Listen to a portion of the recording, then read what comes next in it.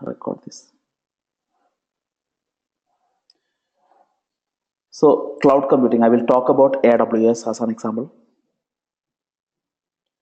AWS actually what they provides you is a global platform where you can build your infrastructure.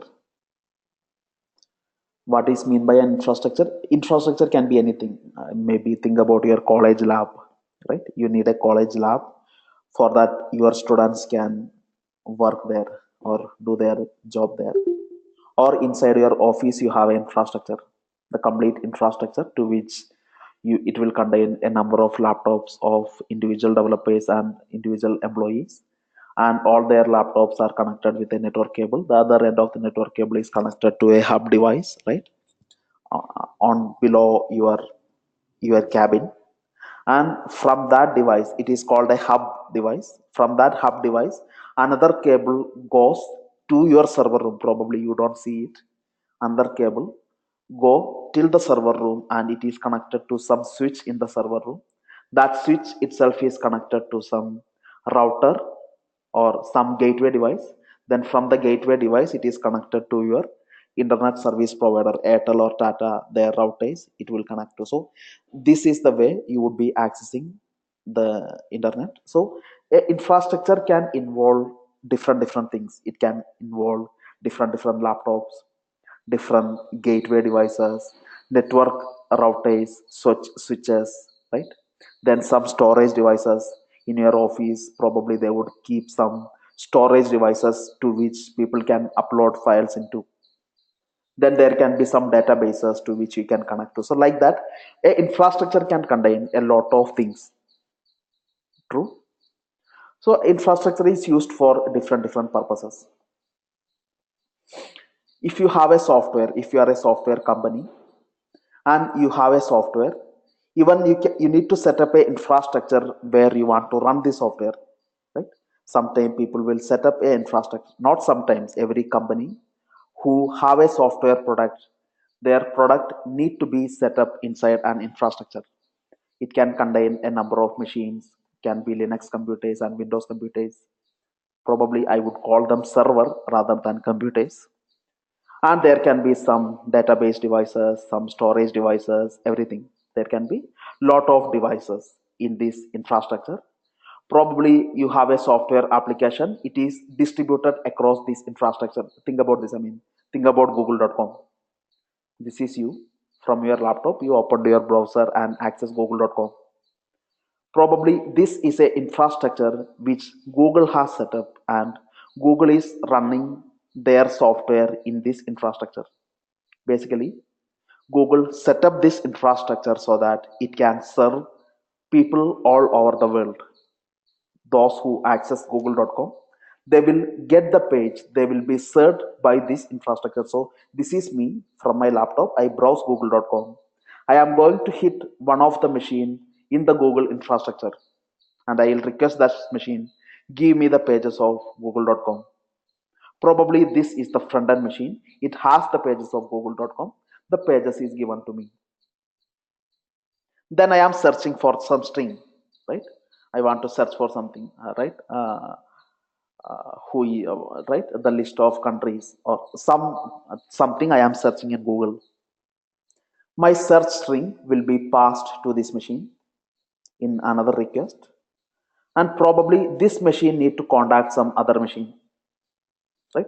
The other machine is the one that run the searching algorithm. There is a software for searching algorithm which Google is using. This machine will run that searching algorithm. It will generate some database query and it will get the search result from a database machine. Probably this is the database machine of Google where they have kept the details of all the website in the world.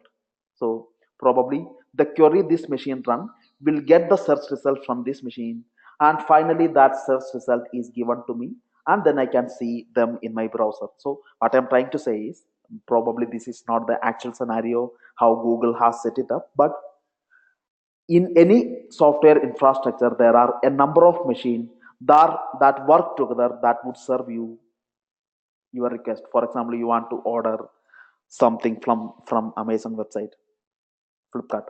You go to flipkart.com, you created your cart.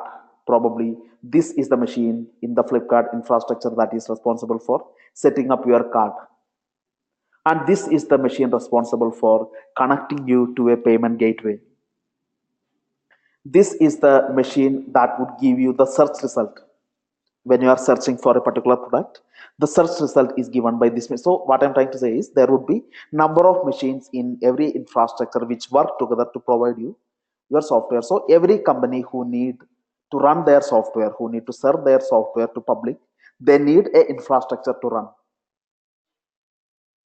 And if you have to set up such infrastructure of your own, let's say in your home, if you have to set it up, there are many issues. Actually, you need the network devices that cost you huge money, right?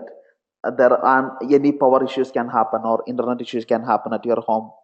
So setting up such an infrastructure in your home or in a data center yourself, it's a huge job for you and it would cost you a lot of money. What AWS tells you is you can set up your infrastructure in the clouds. You want to create a network in the cloud. You want to create sub networks, create them. You want to create network devices like gateways, right? NAT devices or network cables, then firewalls, whatever you want to create, you create them in the cloud.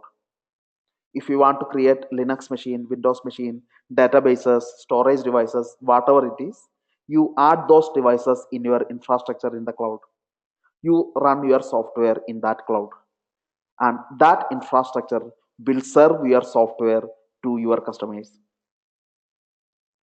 at a very cheap money, as well as the easiest option. Even the complete infrastructure can be set up within one day. Probably all you need to do is click on some button. If you want to create a network, log into the console of the cloud computing provider, click on some button, click on create network button, a network is created. Click on subnet creation button, a sub network is created.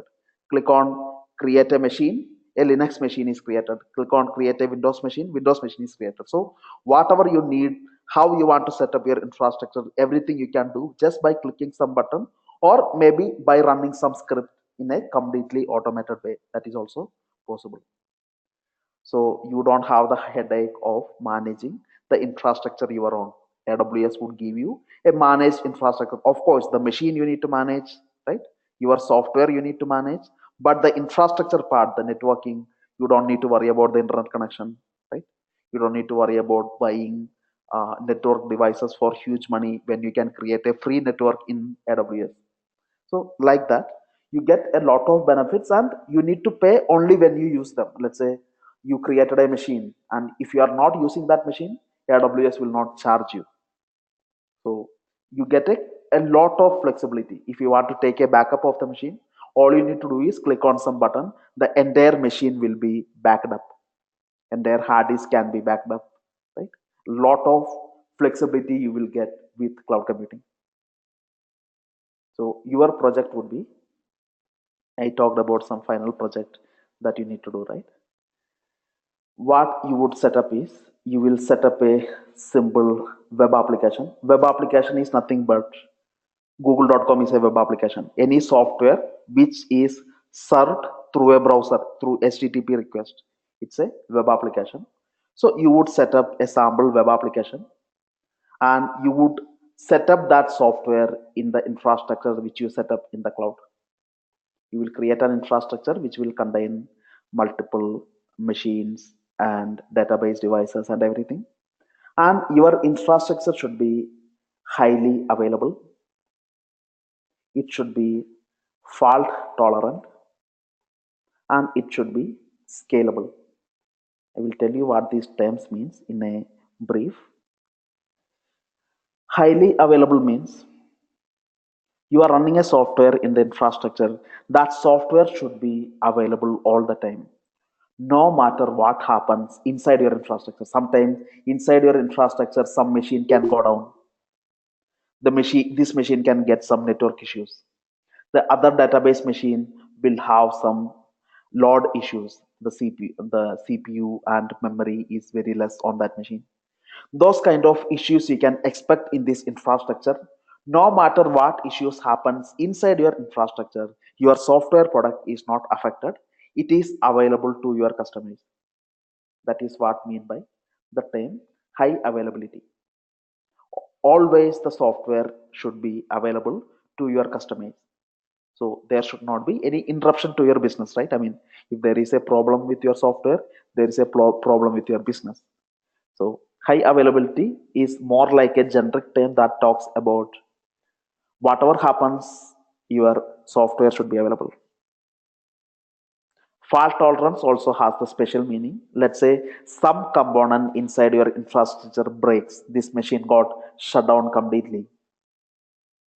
Your infrastructure should be designed in such a way that even if some component failed, there is a backup so that it will not affect that particular component of the application.